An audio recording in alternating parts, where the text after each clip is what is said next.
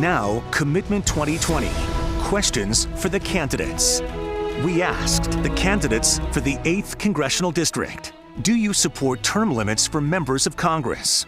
The state of Maine tried it, and they ended up with having junior members all the time.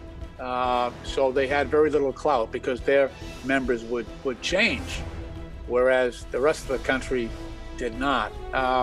Sure, I think that's a possibility. I don't think it solves a lot because if you have members who are only there for a short time and you have staffers who are lifetime staffers, they will make the decisions. That's a tendency anyway. Oftentimes, as a chairman, I have to overrule my staffers and make sure that the interests and the viewpoints of my constituents back here in Massachusetts are those that predominate in my voting record and in my positions. If you have a revolving door of members of Congress that go in and leave, and it's a big job. Let's be clear about that. There's a lot to learn in Congress.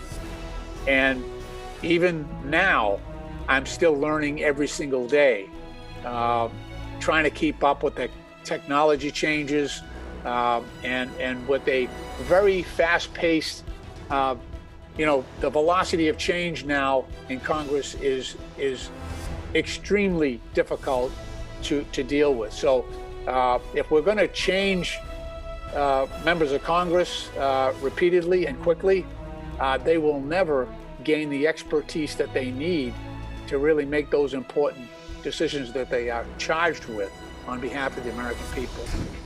I do support term limits for members of Congress, but what we really have to do is suss out what those term limits are. It is important that politicians, it takes time to learn how to work the system. I'll admit that.